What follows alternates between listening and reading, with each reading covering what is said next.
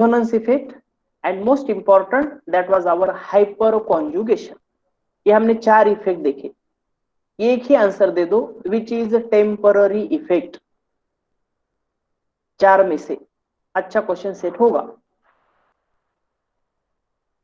Yes, electromeric effect would be temporary. Electromeric effect भी 2 types का है, एक है प्लस ई, दूसरा है माइनस ई। क्या आप मुझे बताएंगे एल्डिहाइड की रिएक्शन HCN के साथ हो रही है, either it is plus E या माइनस ई, कौन सा इफेक्ट कहेंगे? Yes, it would be minus E. अस्मजी not plus E. Electrons, pi bonded electron जिस डायरेक्शन की तरफ जा रहे हैं उसके बैक साइड से न्यूक्लियोफाइल का अटैक होता, इसे कहेंगे माइनस ई। ओके, मुझे वैसा ही बताओ, रेजोनेंस इफेक्ट में nitrogen NO2 group attach to benzene, okay no problem. Benzene ring को NO2 ग्रुप अटैच है, कौन सा रेजोनेंस इफेक्ट दिखाता है? Which resonance effect, plus R या minus R? NO2 group attached to benzene, yes it would be minus R। बल्कि अगर NH2 group attach रहता है तो that gives plus R effect, conjugated system की तरफ इलेक्ट्रॉन्स आने वाले हैं, राइट। हाँ तो दोस्तों इनके ऊपर एक क्वेश्चन हर साल पूछ रहे हैं, ये इफेक्ट्स जो मैंने बताई वो 2 क्वेश्चन की तैयारी हो गई। पहला था IUPAC नॉमेनक्लेचर, दूसरा that was nothing but our effects. आज मैं तीसरे पॉइंट की तैयारी की तरफ चल रहा हूं, लेकिन उससे पहले इस नीट 2020 में आपको एक क्वेश्चन पूछा था, वो क्वेश्चन कौन सा वो मैं आपके सामने शेयर करता हूं। ओके, हाँ सबको स्क्रीन दिखाई दे रही है? इफेक्ट्स के ऊपर नीट 2020 में पूछा हुआ एक सिंपल सा क्वेश्चन, इसका आंसर देने की कोशिश करो। Tertiary butyl carbocation is more stable than secondary butyl carbocation because of which of the following? हाँ यस, तो यहाँ पे आंसर कौन सा आना चाहिए? Very good, it's a hyper conjugation. अगर इफेक्ट समझ में आ गए तो it is so easy. Yes बिल्कुल, हाइपर कॉन्जुगेशन। रेजोनेंस इफेक्ट यहाँ पे रहने वाला नहीं, इसलिए प्लस आर माइनस आर कोई लेना देना नहीं। 4 नंबर के ऑप्शन में CH3 का माइनस आई इफेक्ट दिया, लेकिन CH3 इफेक्ट कौन सा दिखाता है? प्लस आई इफेक्ट, इसलिए वो भी आंसर नहीं, एक ही ऑप्शन बचता है दैट इज हाइपर कॉन्जुगेशन। हाँ आप दोस्तों याद रखो, टर्शियरी ब्यूटाइल कार्बोकैटाइन क्यों स्टेबल है? तो 2 कॉजेस की वजह से। हाँ, पहला कॉज है hyper conjugation main cause, and दूसरा कॉज रहता है plus I effect of 3CH3 groups. Okay, तो मतलब यही क्वेश्चन अगर आपको पूछना है रिपीट तो ऐसा भी पूछ सकते हैं, plus I effect of CH3 and hyper conjugation. हाँ, दोनों में से विच इज मेजर? तो हाइपर कॉन्जुगेशन। चलो अब मैं शुरू करता हूं मेथड्स ऑफ प्यूरिफिकेशन। अब थोड़ा सा समझ के लो, ये मेथड्स ऑफ प्यूरिफिकेशन, इसका मतलब हमें प्रोडक्ट मिला है और वो प्रोडक्ट आपको प्यूरिफाई करना है। अब वो प्यूरिफिकेशन कैसे करना है, तो इसमें एक एक मेथड आपके पास लिखी हुई रखो। पहले मेथड है जिसका नाम क्रिस्टलाइजेशन। अब ये क्रिस्टलाइजेशन मेथड हम एहुरेडे लाइट में भी यूज करते हैं। दोस्तों ये जो मेथड्स मैं बता रहा हूं, ये मेथड्स में कौन से मेथड कब यूज करना और एग्जांपल्स ये हमें याद रखने। तो देखो क्रिस्टलाइजेशन ये मेथड कब यूज की जाती है? पहली कंडीशन, अगर आपके पास different solubilities of given organic compound and its impurities in the same solvent, अलग अलग अगर उनकी सोल्यूबिलिटी है तो हम ये मेथड यूज कर सकते हैं। मैं एवरीडे लाइफ का एक एग्जांपल देता हूं। कंसीडर NaCl एंड कुछ ग्रेन्स है अपने पास, दोनों एक दूसरे में मिक्स हो गए, सोडियम क्लोराइड एंड कुछ ग्रेन्स है, उन्हें आपको प्यूरिफाई करना है। तो आप क्या करेंगे? सिंपल सा, ये दोनों में आप पानी डालेंगे, पानी डालने के बाद व्हाट हैपेंस? NaCl डिसॉल्व होगा, ग्रेन्स डिसॉल्व होंगे नहीं, आप उसे सेपरेट कर सकते हो। राइट। हाँ, तो पहली कंडीशन, क्रिस्टलाइजेशन मेथड कब यूज करते हैं? Generally it is use for solid mixtures, जैसे कि crystallisation of sugar from NaCl solution. इसमें अगर हमने पानी ऐड कर दिया तो देखो, या इथाइल अल्कोहल यूज करेंगे, पानी तो ऐड करने के बाद sugar and NaCl both dissolve होंगे, शुगर सोल्यूबल होगी इन इथेनॉल, बल्कि NaCl इज इनसोल्यूबल। इसके लिए हम ये मेथड यूज करते। It is a common method for our solid solid mixture का अगर प्यूरिफिकेशन करना है तो ये मेथड हम जनरली यूज करते हैं। तो दोस्तों ये शॉर्ट में आपके पास लिखा हुआ रखो, मेथड कब यूज करना और उसका एग्जाम्पल। जो मैं एग्जाम्पल दे रहा हूं, एग्जाम्पल दे रहा हूं मैं फ्रॉम एनसीईआरटी। जो एनसीईआरटी में एग्जाम्पल्स है उतने एग्जाम्पल में कवर करूंगा। चलो, इज ओवर। ओके,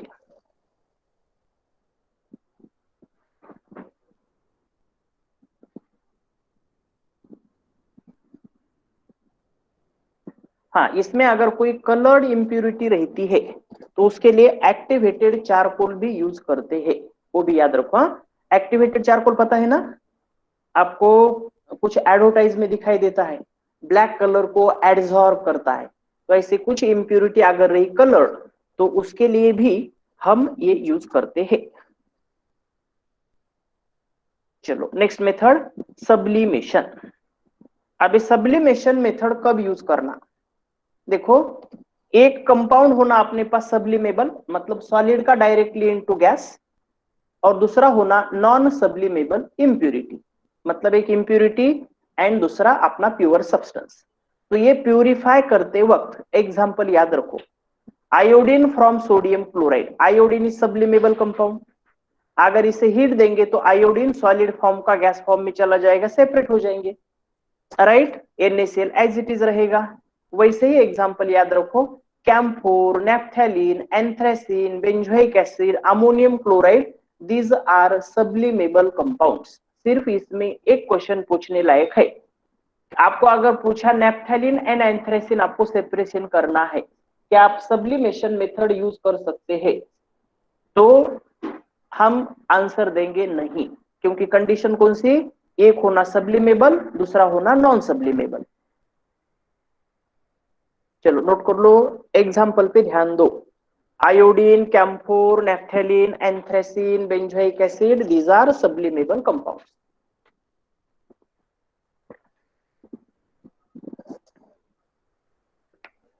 चलो, इज ओवर, डन। हाँ, ये सिंपल था। मैंने आपको नोट्स में बिल्कुल एक चार्ट बना के दिया है, हाँ? वो चार्ट भी आपको इजीली समझ में आने वाला है। हाँ, आप समझ कर लो डिस्टिलेशन मेथड क्या है।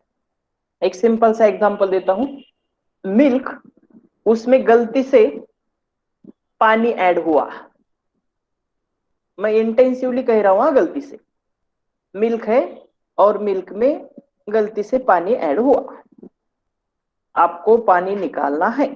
अब क्या करेंगे? आप इसे बॉईल करेंगे, राइट। अब बॉईल करने के बाद देखो दोस्तों, व्हाट हैपेंस, यस, हीट देंगे, इसे बॉईल करेंगे। बॉईल करने के बाद आपको सबसे पहले बाहर कौन आएगा? It would be our water. Water का बॉइलिंग पॉइंट कम होगा, यस, वाटर वेपर्स ऐसा कहेंगे, मतलब मिल्क अपना प्यूरिफाई होगा। तो ये डिस्टिलेशन मेथड हम जनरली यूज करते हैं फॉर मिक्सचर ऑफ लिक्विड्स, जिनमें आपके पास समझो एक वोलाटाइल लिक्विड है, दूसरा नॉन वोलाटाइल है, तो भी हम यूज कर सकते हैं। जैसे कि अब आपको सैनिटाइजर का एग्जांपल इजीली मतलब मालूम है। आपने अगर सैनिटाइजर हाथ में ले लिया और गलती से ज्यादा हुआ तो आप क्या करते? इसे थोड़ा सा हवा देते, सैनिटाइजर वोलाटाइल है, निकल जाता। सेम कंडीशन, वोलाटाइल लिक्विड अगर हमें नॉन वोलाटाइल इंप्यूरिटी से सेपरेट करना है तो भी मेथड यूज कर सकते हैं, या दो लिक्विड्स है जिनमें सफिशियंट बॉइलिंग पॉइंट का डिफरेंस है, जैसे कि मैंने एग्जांपल दिया मिल्क एंड वाटर, इसके लिए भी ये मेथड हम यूज कर सकते हैं। ओके, तो इसमें देखो एग्जाम्पल पे पक्का ध्यान दो। हेक्सेन एंड टोल्यूइन, इन्हें सेपरेशन करने के लिए डिस्टिलेशन मेथड यूज करते हैं क्लोरोफॉर्म एंड एनिलीन। ये एग्जाम्पल 100% आपने याद रखना है। These are given in NCERT. Okay, note कर लो।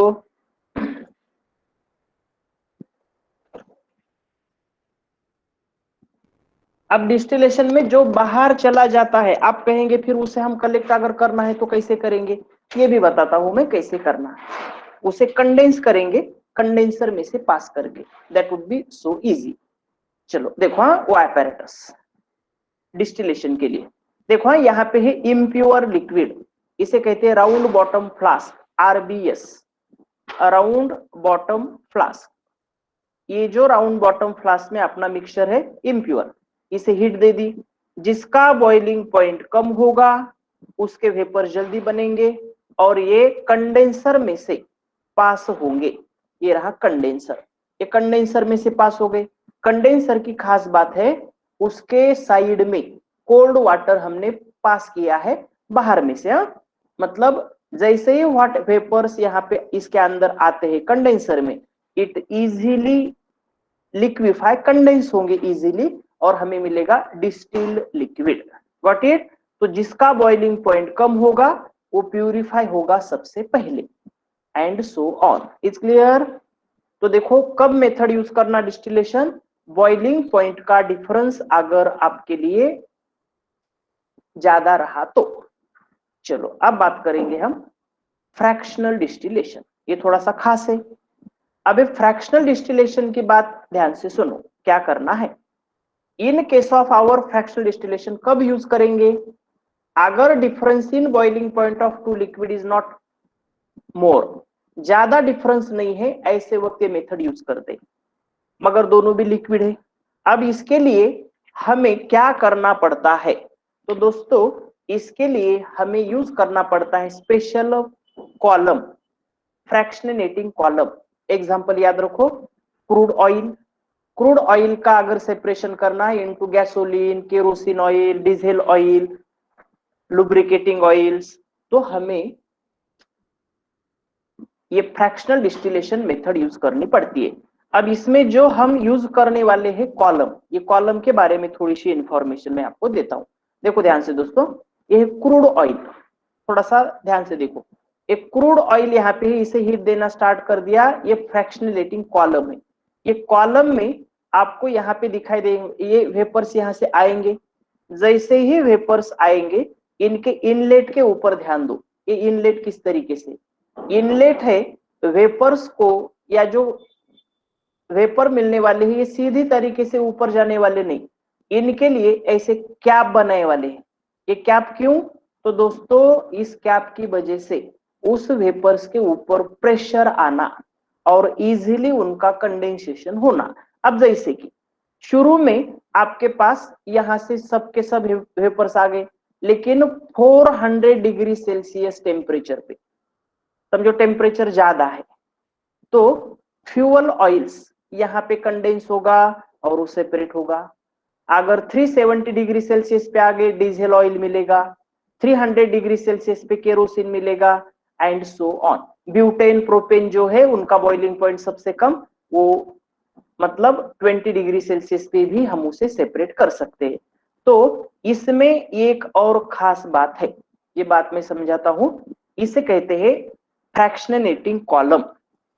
ये जो कॉलम हम यूज करने वाले हैं, ये कॉलम एक तो बीच में सर्कल रहेंगे, राउंड राउंड रहेंगे, या उसमें प्रेशर रहने के लिए इस तरीके का कॉलम भी बनाया हुआ रहेगा।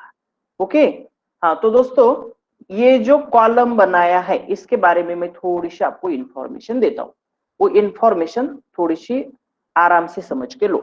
ये स्टीम डिस्टिलेशन हम बाद में देखेंगे, थोड़ा सा ध्यान से। हाँ, आपके पास एक कॉलम दिया है, ये बिल्कुल ध्यान से सुनो, इसके ऊपर क्वेश्चन आ सकता है। अभी जो कॉलम आपके पास है, ये कॉलम मतलब सिंपल डिस्टिलेशन में आपका राउंड बॉटम फ्लास्क होने के बाद डायरेक्टली आपका ये कंडेंसर आपने अटैच किया था, लेकिन इन फ्रैक्शनेटिंग कॉलम में हम यहाँ पे एक अलग सा कॉलम यूज कर रहे हैं। ये कॉलम का रोल क्या है ये मैं आपके साथ डिस्कशन कर रहा हूं। देखो ये जो कॉलम है ये कॉलम में आपके पास जो भी वेपर्स आने वाले हैं, थोड़ा सा ध्यान से सुनो, ये नाम का एक कंपोनेंट है, बी नाम का एक कंपोनेंट है, दोनों के वेपर्स बन गए। अब यहाँ पे जो आपके पास कंसिडर इस तरीके के कुछ तो आपको इनलेट दिए वाले हैं, इसमें से कुछ प्रेशर आने वाला है, इस तरीके के कुछ आपके पास अपर साइड के लिए जाने के लिए कुछ आउटलेट्स है। अब इन आउटलेट्स की वजह से क्या होगा, जो वेपर्स ऊपर जाने वाले उनके ऊपर प्रेशर आएगा। अब इनका फायदा क्या होता है, थोड़ा सा समझ के लो, इट इज सो इजी। समझो ए का बॉइलिंग पॉइंट थोड़ा सा कम है एंड बी का बॉइलिंग पॉइंट थोड़ा सा ज्यादा है। बॉइलिंग पॉइंट के बारे में अब हम हीट दे रहे, हीट देने के बाद इनिशियली वेपर्स का डिफ्यूजन होगा ये वेपर्स का, आया समझ में, क्योंकि ये वेपर्स का बॉइलिंग पॉइंट कम है। अब दोस्तों जैसे ही हम टेम्परेचर बढ़ाएंगे और व्हाट हैपन्स, बी के भी वेपर्स बनना स्टार्ट होगा। थोड़ा सा दोस्तों कॉन्सेंट्रेशन से सुनो, मैं यहाँ पे ये वेपर्स के लिए कहता हूं ये रेड लाइन, ये वेपर्स, और मैं बी वेपर्स के लिए यूज करता हूं that would be nothing but our black lights.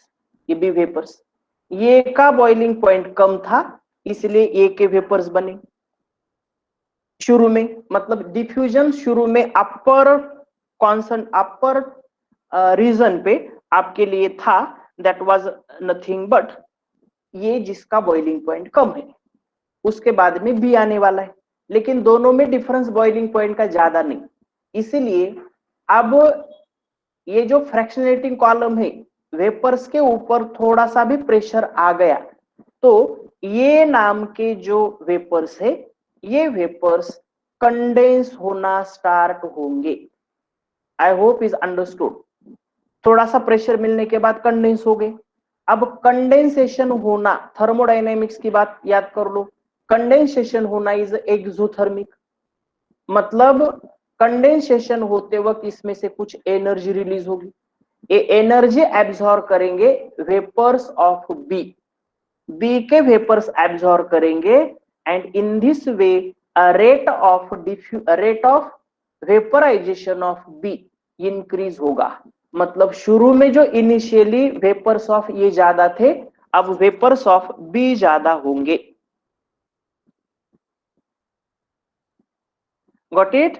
As a result अब इससे ये जो बी है, बी के भी वेपर कंडेंस होंगे और ये की तरफ चले जाएंगे और ये का डिफ्यूजन ज्यादा होगा टुवर्ड्स टॉप। इसका मतलब ये के वेपर्स का डिफ्यूजन ज्यादा होगा अपर साइड पे, एज अ रिजल्ट वो कंडेंसर में से पास करने के बाद प्योर ये लिक्विड हमें मिलेगा। आई hope it would be understood. आपको अगर क्वेश्चन पूछा इन फ्रैक्शनल डिस्टिलेशन कौन सा लिक्विड प्योर फॉर्म में पहले निकल आता है, तो आपका आंसर देना होगा दैट वुड बी जिसका बॉइलिंग पॉइंट कम होगा वो इजीली प्यूरिफाई होगा शुरू में। क्यों ऐसा पूछा, तो आंसर देंगे जो बी नाम का कंपोनेंट था जिसका बॉइलिंग पॉइंट ज्यादा था, उसका कंडेंसेशन होते वक्त जो एनर्जी रिलीज होती है वो एनर्जी लेते हैं अपने लो बॉइलिंग पॉइंट के liquids and easily diffuse at top of that our condenser. Got it? तो एक सिंपल सी बात, वो आप सेंटेंस लिख भी सकते हो। चलो ओवर। हाँ, जो अपने पास ये जो प्लेट्स आने वाले हैं, ये बीच में फ्रैक्शनलेटिंग कॉलम, इसे आप थ्योरेटिकल प्लेट भी कहते हैं। फ्रैक्शनलेटिंग कॉलम में जो प्लेट्स लगाए वाले हैं ये भी हमें काम के, इसमें एग्जांपल पक्का याद रखो, crude oil in petroleum industries, ये हमें सेपरेशन करने के लिए ये मेथड हम यूज करते हैं। ओके, हाँ चलो। अब स्टीम डिस्टिलेशन ये क्या है, ये स्टीम डिस्टिलेशन देखने से पहले दोस्तों एक और मेथड मैं आपके सामने बताने वाला हूं, डिस्टिलेशन अंडर रिड्यूस्ड प्रेशर। ये कब यूज करना है पहले ये लिखो, डिस्टिलेशन अंडर रिड्यूस्ड प्रेशर, ये मेथड कब यूज करना, देखो मुझे बताओ, एक्सटर्नल प्रेशर अगर आपने बढ़ा दिया तो लिक्विड का बॉइलिंग पॉइंट आइदर इंक्रीजेस और डिक्रीजेस। जल्दी, सॉल्यूशन चैप्टर में आपने पढ़ा है। Yes, increases. उसका एक एग्जांपल है प्रेशर कुकर। प्रेशर कुकर में लिक्विड का बॉइलिंग पॉइंट बढ़ता है, क्यों? एक्सटर्नल प्रेशर उसके ऊपर ज्यादा रहता है। Got it? हाँ, तो दोस्तों डिस्टिलेशन अंडर रिड्यूस्ड प्रेशर ये कब यूज करना, अब थोड़ा सा ध्यान से समझ के लो। कंसीडर एक 20 डिग्री सेल्सियस एक सब्सटेंस का कंसीडर कर लो, उसका बॉइलिंग पॉइंट है।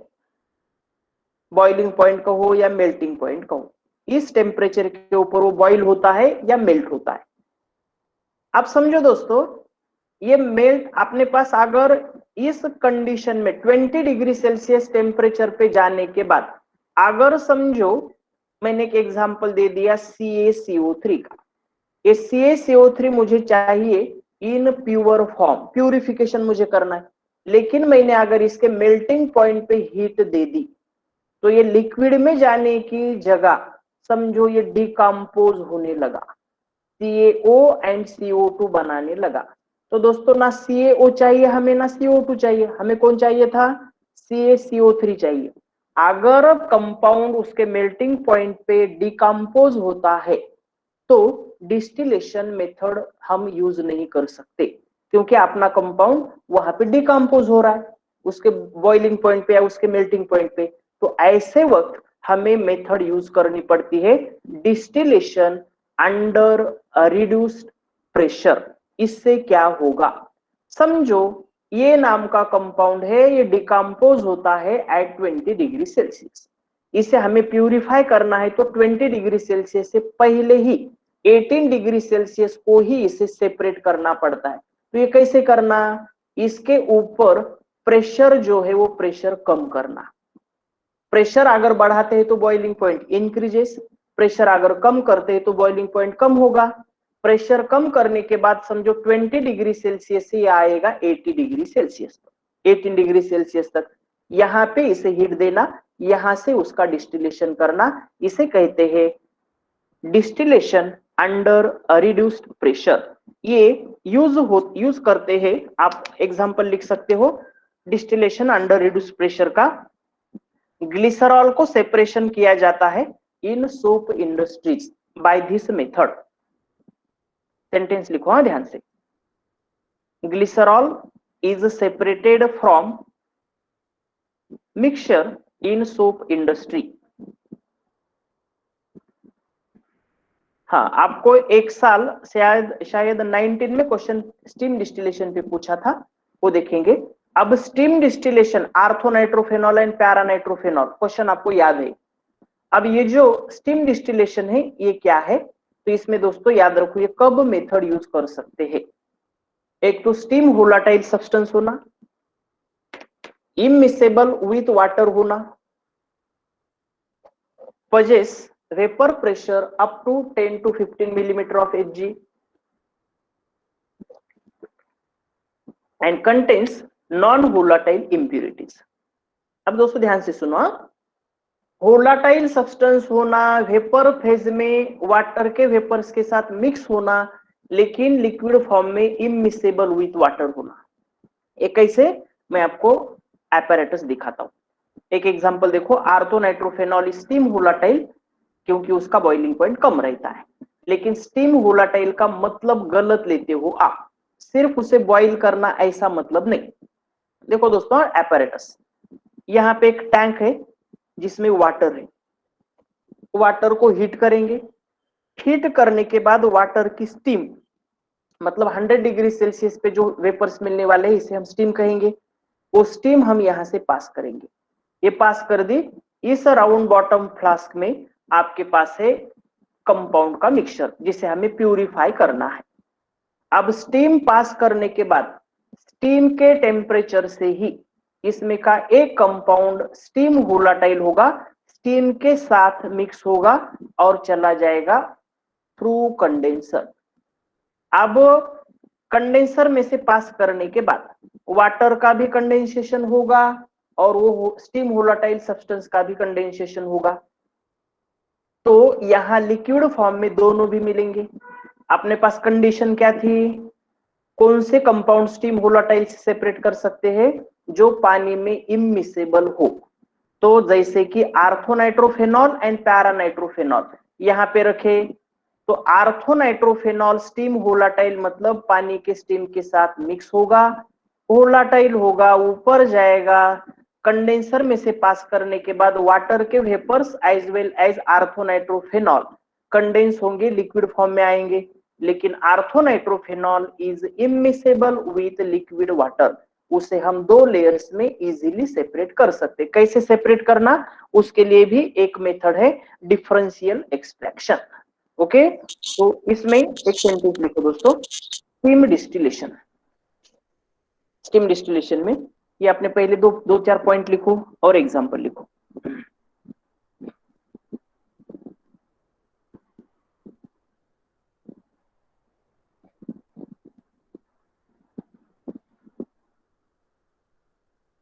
चलो ओवर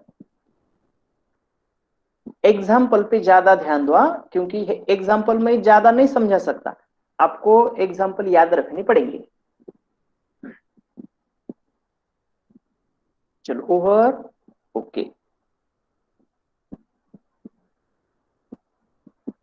हाँ, अब देखो डिफरेंशियल एक्सट्रैक्शन में यहां तक आया था। यहाँ पे आपके पास मैंने कहा था आर्थोनाइट्रोफेनॉल एंड वाटर दो मिक्स है। अब दोनों को अगर प्यूरिफाई करना है तो ऐसे मेथड यूज करते हैं जिसका नाम है डिफरेंशियल एक्सट्रैक्शन।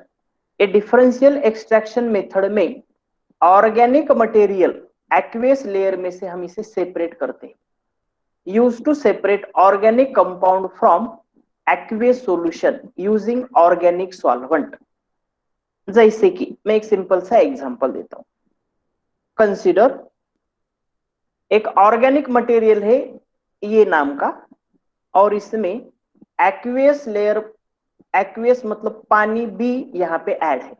आपको इन्हें सेपरेट करना है, तो आप क्या करेंगे, समझो इनमें आपने ऐड कर दिया केरोसिन या पेट्रोल ऐड कर दिया। तो केरोसिन या पेट्रोल ऐड करने के बाद व्हाट हैपन्स, अपना ऑर्गेनिक कंपाउंड ए वो केरोसिन में डिसॉल्व होगा, वाटर एज इट इज रहेगा क्योंकि उसमें सोल्यूबल नहीं होगा। एज अ रिजल्ट आपके पास और केरोसिन में जो सॉल्वेंट आपने ऐड किया है उसमें ऑर्गेनिक सॉल्वेंट ज्यादा से ज्यादा अपना ऑर्गेनिक कंपाउंड डिसॉल्व होगा, और उसे आप एक फनेल से इजीली सेपरेट कर सकते हो। इसका एवरीडे लाइफ का एक मैं एग्जांपल देना चाहता हूं आपको। अगर क्या कहते हैं हम, लोनी अगर हमें निकालना है ताक में से, झांझ ऐसा कहते, ताक में से अगर लोनी निकालना है तो आप उसे स्टर करते हैं बहुत देर तक। अभी लड़कियों को पता होगा, ये स्टर करते हैं। ये स्टर करते वक्त दोस्तों, ये स्टरिंग होते हुए भी अगर समझो हमें लोनी नहीं मिलता है, ओके, तो अपनी मदर वहां पे क्या करती है, अपनी मम्मी यहाँ पे क्या करती है, इसमें कोल्ड वाटर ऐड करती है। थोड़ा सा समझ के लो, पानी अगर इसमें ऐड कर दिया तो व्हाट हैपन्स, जो अपना मटेरियल है सॉलिड फॉर्म में इजीली बनता है, इजीली। ओके, इस मेथड को हम कहेंगे that is a differential extraction. Yes, cold water अगर ऐड कर दिया तो इजीली वो सेपरेट होता है। मतलब organic and aqueous solution layers हम सेपरेट कर सकते हैं बाय यूजिंग सेपरेटिंग फनेल। अब वो सेपरेटिंग फनेल रहता कैसे है, एग्जांपल तो आपको लिखना है, लेकिन ये देखो, ये था अपने पास सॉल्वेंट का लेयर, ज्यादा से ज्यादा सॉल्वेंट या ऑर्गेनिक कंपाउंड, या ऐसे अलग अलग लेयर्स बनेंगे, इसे आप सेपरेट कर सकते हैं। That would be by differential extraction. Okay, इसमें एग्जांपल लिखो। पंकज, ये है अपने पास ऑर्गेनिक सॉल्वेंट, ये ऑर्गेनिक सॉल्वेंट और दूसरा एक सॉल्वेंट आपने ऐड कर दिया, इसे स्टर कर दिया बहुत देर देर के लिए। अब स्टर करने के बाद लाइक डिसॉल्व लाइक रूल के हिसाब से ऑर्गेनिक मटेरियल डिसॉल्व होगा ऑर्गेनिक सॉल्वेंट में, राइट। ये एक्सट्रैक्शन होने के बाद इस तरीके के दो लेयर मिलेंगे। इसे हम ऑन करने के बाद नॉब से हमें इजीली मिलेगा दो लेयर्स। ओके, एग्जांपल लिखो। Benzoic acid is extracted from its water solution using benzene. अब पंकज ध्यान से सुनो, बेंजोइक एसिड पानी में डिजोल्व है, बेंजोइक एसिड को सेपरेट करना है। अब हम ऐड करेंगे बेंजीन नाम का सॉल्वेंट।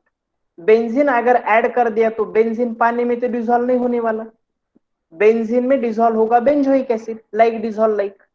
उसे हम सेपरेटिंग फनेल में डालेंगे, जितना ज्यादा बेंजीन ऐड करेंगे उतने दो लेयर्स अलग अलग बनेंगे और उसे हम सेपरेट करेंगे। आई hope it would be understood Pankaj.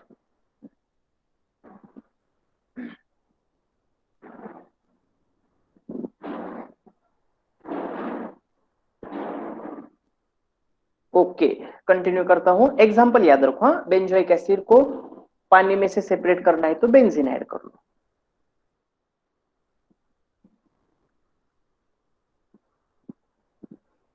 हाँ, मोस्ट इंपॉर्टेंट क्रोमेटोग्राफी। दोस्तों क्रोमेटोग्राफी ये यूज करते हैं प्यूरिफिकेशन के लिए भी, as well as to check purity of substance. Substance pure है या इम्प्योर है ये चेक करने के लिए भी क्रोमेटोग्राफी यूज करते हैं, एज वेल एज प्यूरिफिकेशन करने के लिए भी। तो दोस्तों देखो, ये क्रोमेटोग्राफी में मेन बेसिक कौन सा है? अपने पास एक कॉलम है, एक कॉलम में आपके पास जो कंपोनेंट्स माइग्रेट होने वाले हैं उनका माइग्रेशन कम ज्यादा होना, एडजॉर्प्शन कम ज्यादा होना, इसके ऊपर ये अपने लिए सिंपल सा बेसिक है। क्या होता है इस मेथड में? देखो, एक अपने पास कॉलम बना हुआ है, इस कॉलम में नीचे से समझो अपने पास कोई सॉल्वेंट है, ये सॉल्वेंट में कॉलम डिप करने के बाद वाटर लेवल, जैसे कि आप फिजिक्स में कैपिलरी एक्शन कहते हो, पानी की लेवल ऊपर आने वाली है, ऐसा ये सॉल्वेंट अपना ऊपर तक आएगा, राइट। लेकिन इस सॉल्वेंट के साथ साथ अपने कंपोनेंट्स भी ऊपर आएंगे, राइट। तो इस तरीके से हम इसे सेपरेट कर सकते हैं। अब कैसे सेपरेट करना ये मैं एक बार आपको दिखाता हूं, ये फॉर्मूला मैं थोड़ी देर बाद आपको समझाता हूं। बेसलाइन क्या है, हाँ, तो पहले समझ के लो। अब ये एडजॉर्प्शन क्रोमेटोग्राफी में का पहला एग्जांपल है कॉलम क्रोमेटोग्राफी। कॉलम बनाते किससे है?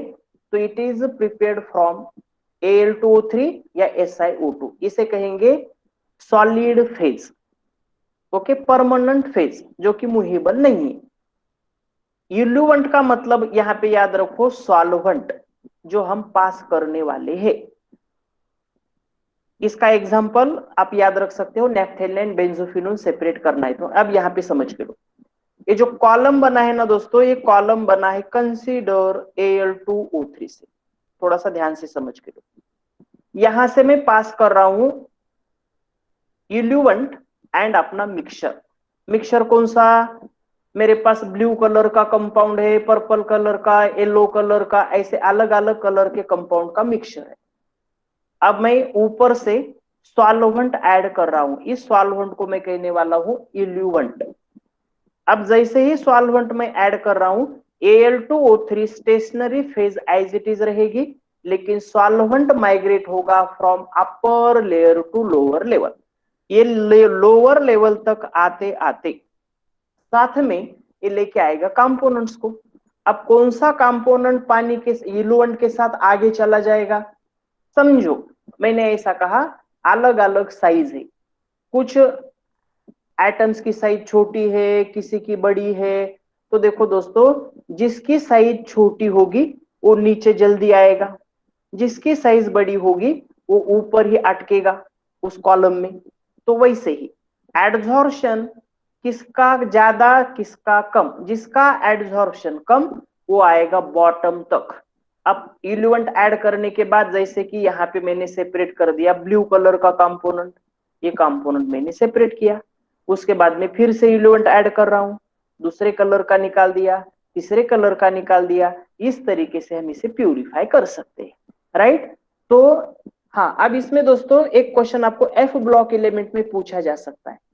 Do you no lengthened contraction? What happens? Size of lanthanoids decreases from La to Lu। मुझे बताओ, अगर मैंने La एंड एलयू, ये दोनों का मिक्सचर ले लिया और इस कॉलम में ऐड कर दिया। तो मुझे बताओ दोस्तों, नीचे से एलए या LU which would be separate first, पहले कौन सेपरेट होगा? लैंथेनम या ल्यूटेटियम? जल्दी। यस, वैष्णवी बिल्कुल करेक्ट, क्योंकि उसकी साइज छोटी होगी, उसका एड्जॉर्प्शन का रेट कम होगा, इजीली सेपरेट होगा। तो जनरल सेंटेंस याद रखो, जिसका एड्जॉर्प्शन इजीली होता है उसका प्यूरिफिकेशन या सेपरेशन लास्टली होता है। तो आपको इसके ऊपर क्वेश्चन ऐसा पूछा जा सकता है, 4 देंगे आपको लैंथेनाइड्स के एलिमेंट और आपको पूछेंगे रेट ऑफ एड्जॉर्प्शन इनका किस तरीके का है, या सबसे पहले कौन निकलेगा? जिसका एड्जॉर्प्शन सबसे कम वो सबसे पहले निकलेगा बाहर, जिसका एड्जॉर्प्शन पहले वो सबसे लास्ट, राइट? या साइज के हिसाब से। हाँ, अब दोस्तों ये तो हुई पहली क्रोमेटोग्राफी, जिसका नाम एडजॉर्प्शन क्रोमेटोग्राफी में मैंने एग्जांपल दे दिया, कॉलम क्रोमेटोग्राफी। इसमें एक और एडजॉर्प्शन क्रोमेटोग्राफी है जिसका नाम है थीन लेयर क्रोमेटोग्राफी, इसे और में कहते हैं टीएलसी, थीन लेयर क्रोमेटोग्राफी। अब इस मेथड में क्या करते हैं, इसमें देखो दोस्तों, ग्लास प्लेट ये यूज होने वाली है आपकी एज अ स्टेशनरी फेज। एक ग्लास की प्लेट रहेगी, इस प्लेट के ऊपर हम Al2O3 या SiO2 ऐड, मतलब ऐसा लेयर बनाएंगे 0.2 मिलीमीटर का। देखो मैं आपको एपैरेटस दिखाता हूं। एपैरेटस की बात देखो, ये है एपैरेटस, ये अपने पास है स्टेशनरी फेज, ये है सॉल्वेंट जिसे हमने कहा था eluent mobile phase. Column chromatography में एंड इस क्रोमेटोग्राफी में डिफरेंस क्या है? देखो, कॉलम क्रोमेटोग्राफी में मूविंग फेज आती है अपर साइड से लोअर साइड तक, ओके। लेकिन in TLC thin layer chromatography moving phase lower level से जाती है अपर लेवल तक, राइट? तो इस जितने स्पॉट हमें दिखाई देंगे इसका मतलब वो मिक्सचर उतने कंपोनेंट्स कंटेन करता है। अब ये टीएलसी का यूज होता है टू चेक प्यूरिटी। कैसे?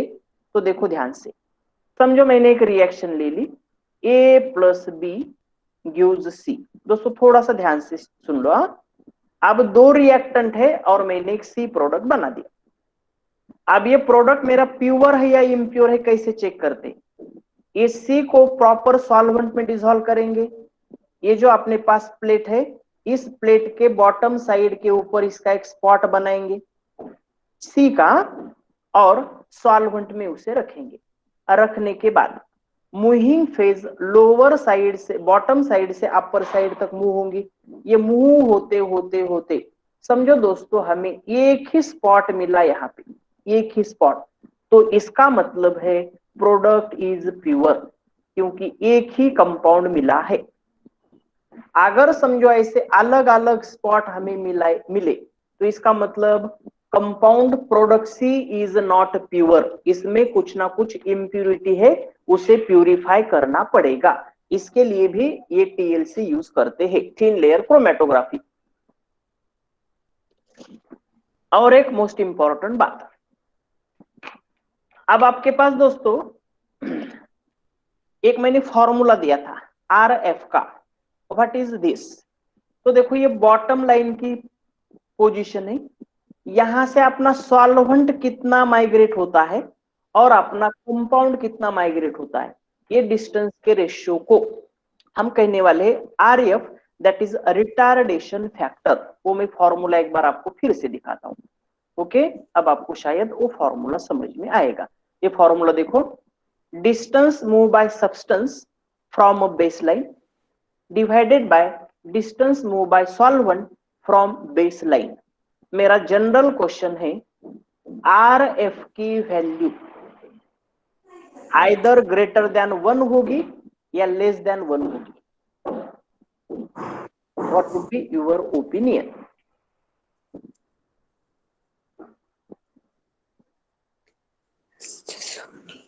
ग्रेटर देन 1 होगी या लेस देन 1 होगी? जल्दी।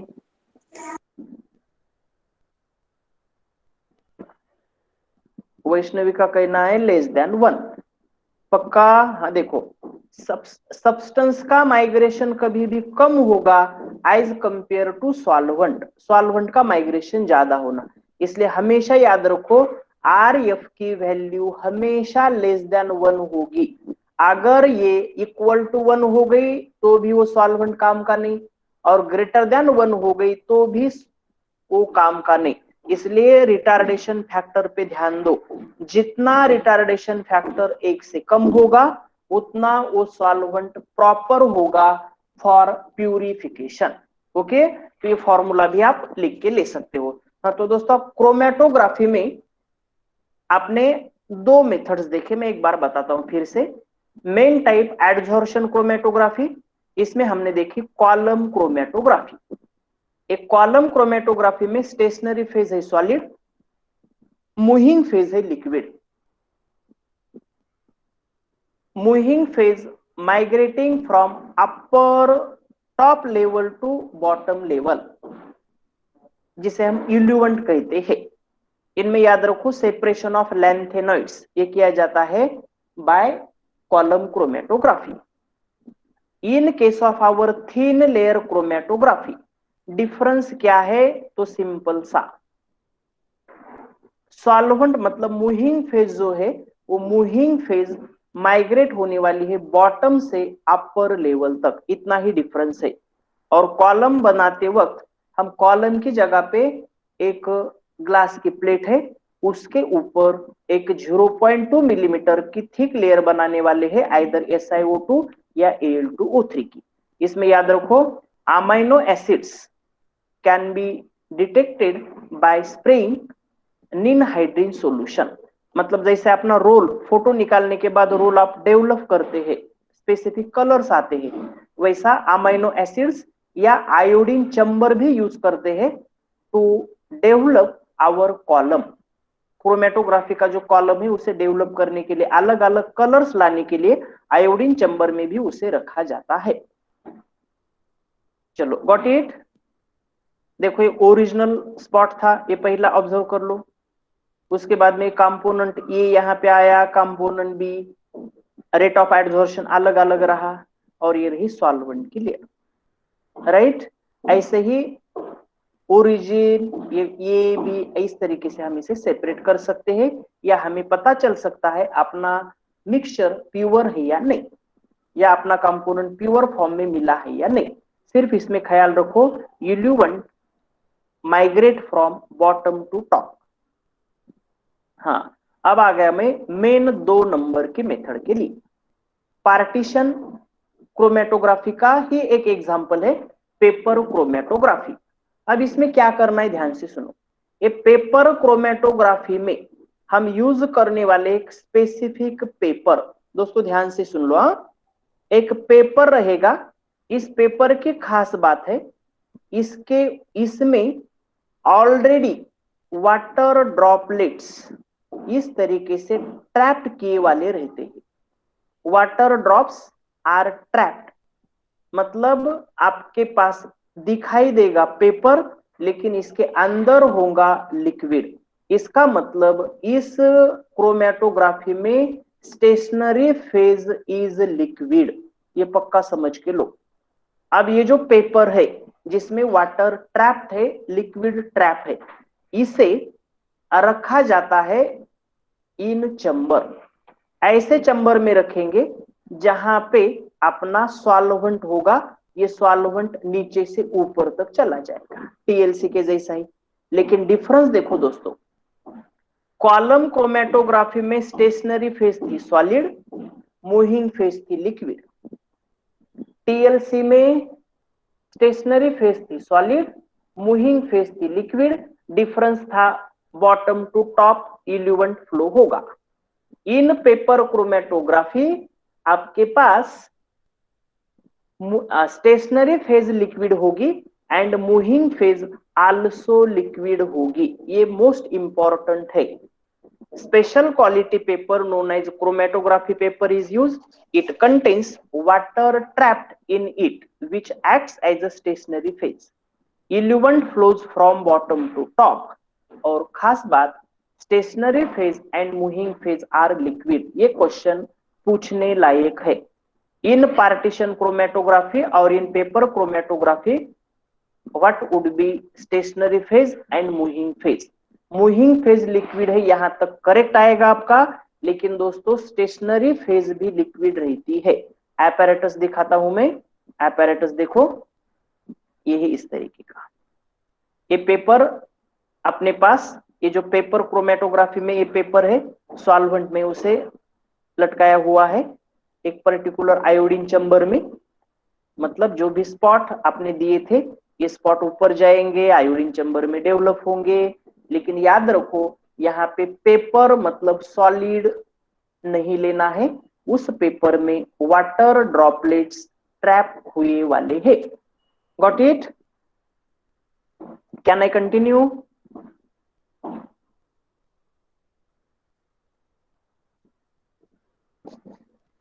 Yes, okay. हाँ, एक नीट 2020 में, अभी एक नीट 2020 का क्वेश्चन मैंने बताया, अभी एक दूसरा question, paper chromatography is an example of, तो आपको आंसर देना था इसका, क्या दिया होगा आपने? Yes, it is nothing but partition chromatography. Partition chromatography को और में भी हम कहेंगे पेपर क्रोमेटोग्राफी, या paper chromatography is example of partition chromatography, ये भी याद रखो।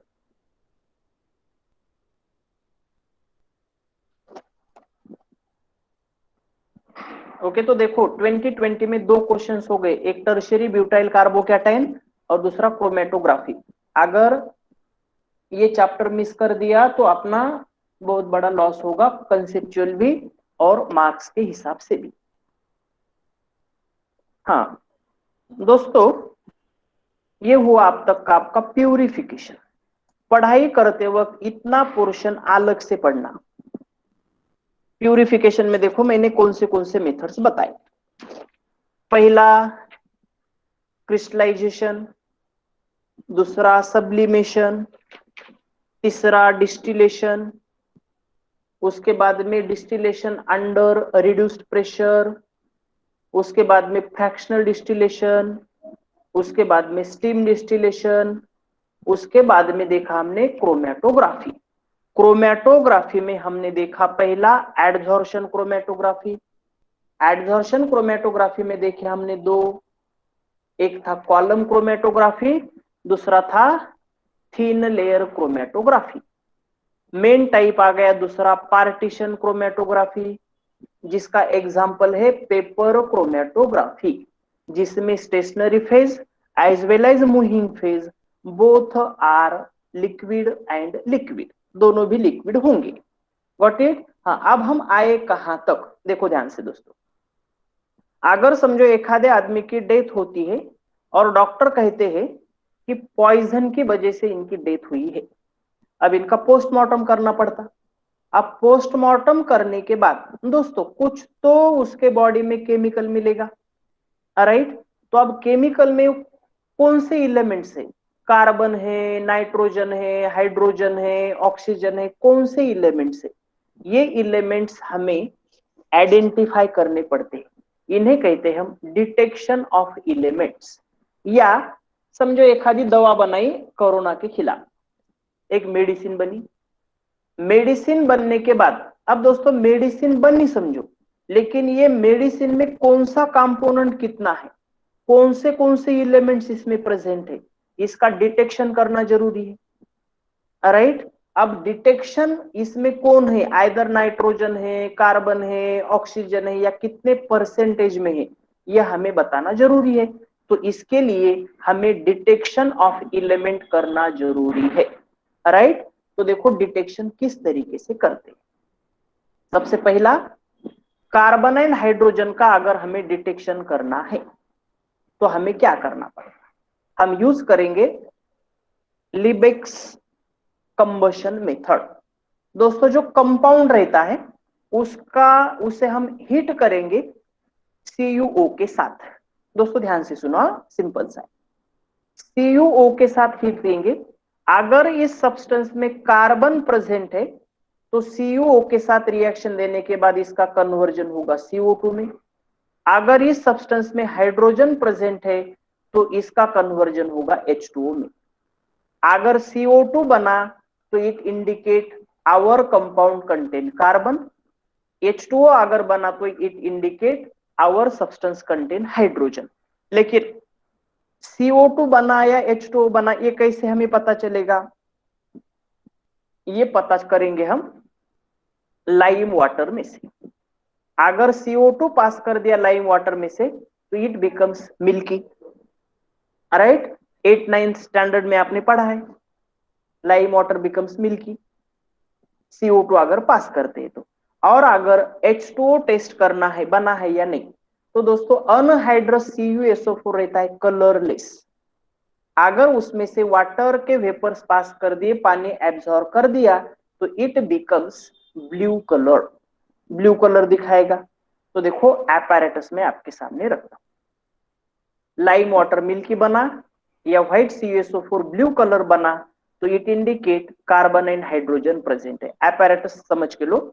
यहाँ पे मैंने अपना ऑर्गेनिक अपना कंपाउंड रखा है, मिक्सचर है, हीट दे दी CuO के साथ। कार्बन अगर रहा तो CO2 बनाएगा, हाइड्रोजन अगर रहा तो H2O बनाएगा। यहाँ पे रखा है मैंने अनहाइड्रस कॉपर सल्फेट जो कि व्हाइट कलर का है। अगर इधर से वाटर वेपर्स आ गए तो वाटर वेपर्स एब्जॉर्ब करेगा and it becomes blue colour. Blue colour अगर हुआ तो आवर कंपाउंड कंटेन कार्बन। उसके बाद में यहां पे रखा है लाइम वाटर। लाइम वाटर अगर मिल्की बना तो इसका मतलब इसमें से CO2 गैस पास हुआ। It indicate presence of hydrogen in our compound. I hope it would be understood. Got it? अगर आपको ऐसा क्वेश्चन पूछा, mixture X on heating with CuO changes white colour of copper sulphate into blue, what it indicate? तो answer देना है mixture X contain hydrogen. ऐसा है, आपको पूछा lime water becomes milky, what it indicate? आपका आंसर होगा our organic substance contain carbon atoms. Right, तो ये लिखो शॉर्टकट में, डिटेक्शन ऑफ एलिमेंट में कार्बन एंड हाइड्रोजन किस तरीके से आपने डिटेक्ट करना।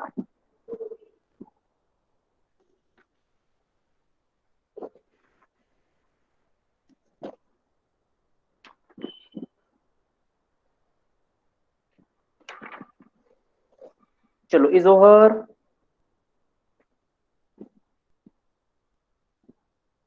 ओके,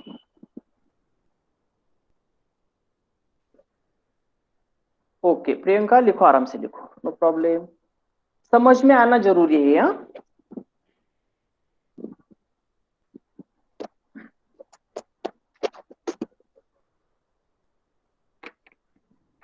हाँ इनके ऊपर जेई में क्वेश्चन पूछे हुए हैं। हाँ? नीट में अभी तक क्वेश्चन पूछा नहीं।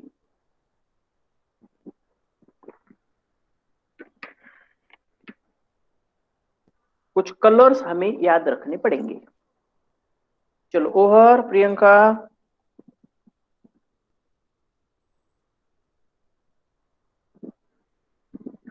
हाँ, ये हुआ कार्बन हाइड्रोजन। अब थोड़ा सा ध्यान से सुनो, detection of other elements. Other मतलब कौन से? अपने कार्बन है, हाइड्रोजन है, ये तो हमें पहले मेथड से पता चला। लेकिन नाइट्रोजन प्रेजेंट है या नहीं, सल्फर प्रेजेंट है या नहीं, हेलोजन प्रेजेंट है या नहीं, फास्फोरस है या नहीं, ये एलिमेंट डिटेक्ट करने के लिए जो हम टेस्ट यूज करने वाले हैं, इस टेस्ट का नाम है लैसेजिनिस टेस्ट। ये टेस्ट है क्या, या इस टेस्ट का काम क्या है, ये थोड़ा सा समझ के लो। अपने पास नाइट्रोजन, सल्फर, हेलोजन ये रहने वाले कंपाउंड जनरली बनाते हैं कोवैलेंट कंपाउंड्स। ये मेथड यूज होती है to detect nitrogen, sulphur, halogen and phosphorus. देखो हाँ, सोडियम एक्सट्रैक्ट बनानी पड़ती है सबसे पहले। इसमें क्या करना, सोडियम हम एक छोटे से ट्यूब में लेंगे जिसका नाम रहता है फ्यूजन ट्यूब। ये फ्यूजन ट्यूब में सोडियम लेने के बाद केरोसिन में जो सोडियम रहता है उसके साथ, तो इसे रेड हॉट होने तक हीट देना। इसे हीट देने के बाद, इसे ध्यान से सुनो, रेड हॉट तक हीट देने के बाद ये अपना सोडियम है, इसमें अपना ऑर्गेनिक सब्सटेंस भी हम ऐड करेंगे। ध्यान से सुनो, ये ऑर्गेनिक सब्सटेंस भी ऐड कर दिया। अब sodium is reactive metal, organic substance के साथ रिएक्शन देगा। देने के बाद हम इसे एक कोल्ड वाटर यहां पे रखेंगे, ये फ्यूजन ट्यूब इसमें ऐड करेंगे। जैसे ही कोल्ड वाटर में चली जाएगी इट बिकम्स क्रैक, क्योंकि हॉट, रेड हॉट हुई थी। इसे क्रश करेंगे हम। क्रश करने के बाद यहाँ पे अब लिक्विड है, अपना ऑर्गेनिक सब्सटेंस है Na के साथ रिएक्शन दिए वाला, इसे हम फिल्टर करेंगे। फिल्टर करने के बाद जो हमें फिल्ट्रेट मिलेगी इसे कहते हैं दोस्तों सोडियम एक्सट्रैक्ट। अब आप कहेंगे हमें चाहिए था नाइट्रोजन, सल्फर, हेलोजन, फास्फोरस, तो आपने सोडियम बीच में क्यों लाया? तो देखो ऐसा क्यों करना पड़ता है, अपने पास नाइट्रोजन के compounds are covalent in nature. जब समझो एखादा सब्सटेंस नाइट्रोजन प्रेजेंट है अपने ऑर्गेनिक सब्सटेंस में, सोडियम के साथ रिएक्शन देने के बाद नाइट्रोजन अगर रहा तो कंपाउंड बनता है NaCN। अगर आपके पास है हेलोजन तो ये बनाता है NaX, NaCl, NaBr, NaI likewise. तो जो आपके पास ऑर्गेनिक सब्सटेंस कोवैलेंट था, कोवैलेंट सब्सटेंस कन्वर्ट हुआ into ionic compounds. Got it? तो what is the role of sodium extract या लाइसेजिनेस टेस्ट में सोडियम एक्सट्रैक्ट क्यों करते हैं? तो सोडियम का कन्वर्जन होगा NaCN में, सल्फर का कन्वर्जन होगा Na2S में, हेलोजन का कन्वर्जन होगा NaX में। Overall covalent compound is converted into mixture of ionic compounds. अब हमें आइडेंटिफाई करना है, NaCN अगर आइडेंटिफाई हुआ NaCN तो दोस्तों सोडियम प्रेजेंट है ऐसा कहें, अपना नाइट्रोजन प्रेजेंट है ऐसा कहेंगे। सल्फर अगर है या नहीं चेक करना है तो Na2S हमें चेक करना पड़ेगा। वो कैसे मैं बताऊंगा, लेकिन मोस्ट इंपॉर्टेंट जेई में इसके ऊपर क्वेश्चन पूछा था दोस्तों। एक कंपाउंड है हाइड्रोजन NH2NH2, ये कंपाउंड में नाइट्रोजन होते हुए भी वो नहीं दिखाता है लाइसेजिनेस टेस्ट। क्यों नहीं दिखाता? तो इसका आंसर आपको दिखाई देगा यहां पे मैंने जो सर्कल किया है, समझ के लो। सोडियम की रिएक्शन नाइट्रोजन कंटेनिंग कंपाउंड के साथ होने के बाद बनाता है NaCN। तो लाइसेजिनेस टेस्ट का एक लिमिटेशन समझ के लो, समझो सिर्फ नाइट्रोजन प्रेजेंट है एक आधे कंपाउंड में तो उसे वो डिटेक्ट नहीं कर सकता। कब तक? जब तक इस कंपाउंड में कार्बन प्रेजेंट नहीं है। इसीलिए पक्का याद रखो, हाइड्रोजन नाम के कंपाउंड में नाइट्रोजन तो 2 बार प्रेजेंट है, लेकिन it fails to show presence of nitrogen by Lassaigne's test, क्योंकि नाइट्रोजन का कन्वर्जन NaCN में होने के लिए carbon atom should be there. तो ये पक्का याद रखो। मैं कुछ एग्जांपल आपके सामने देता हूं। मुझे बताओ, अमोनिया NH3 दे दिया, can detected by Lassaigne's test, yes और नो? अमोनिया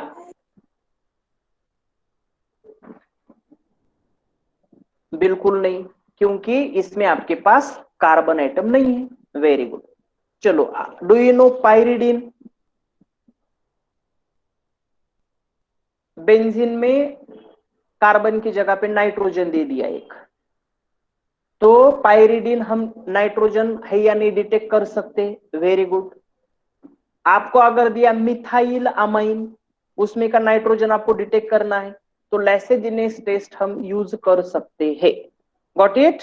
हाँ, तो ये लाइसेजिनेस टेस्ट के बारे में इतनी इंफॉर्मेशन लिखो और ये नीचे का सेंटेंस लिखो। हाँ, हाइड्रोजन ये टेस्ट नाइट्रोजन नहीं दिखाता क्योंकि उसमें कार्बन प्रेजेंट नहीं है। ये पूछा था जेई में question. Which of the following does not give Lassaigne's test? चलो ओवर। हाँ तो दोस्तों हम कहां तक है थोड़ा सा याद रखो। आपने कोवैलेंट कंपाउंड का कन्वर्जन कर दिया मिक्सचर ऑफ आयोनिक कंपाउंड। अगर नाइट्रोजन प्रेजेंट है तो सोडियम के साथ रिएक्शन देने के बाद आयोनिक कंपाउंड बन रहा है NaCN। सल्फर अगर है तो Na2S बन रहा है। हेलोजन अगर है तो NaX बन रहा है। अगर आपके मन में सवाल है सर अगर सल्फर एंड नाइट्रोजन दोनों भी रहे तो दोस्तों दोनों रहे तो हमें मिलता है NaSCN, सोडियम थायोसाइनेट मिलता है। सिर्फ सल्फर रहा तो Na2S मिलता है, सिर्फ नाइट्रोजन रहा तो NaCN मिलता है, लेकिन सल्फर एंड नाइट्रोजन दोनों अगर रहे तो NaSCN रहता है। अब NaSCN अगर तैयार होता है तो उसे कैसे आइडेंटिफाई करना, रेड ब्लड कलर मिलता कैसे है, ये इंफॉर्मेशन देखेंगे हम कल के पीरियड में। ओके रुकेंगे हम। Thank you so much. हम आए हैं लाइसेजिनस टेस्ट तक। हाँ एक मिनट, सैटरडे के दिन की एग्जाम के लिए आपके चैप्टर्स रहेंगे सॉलिड स्टेट, थर्मोडायनेमिक्स, और एक बताओ, आप बताओ, मेरे तरफ से दो हो गई, और एक तीसरा बताओ फिजिकल सेक्शन का।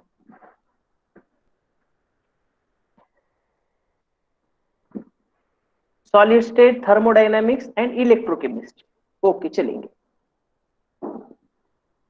Solid, thermodynamics and electrochemistry final.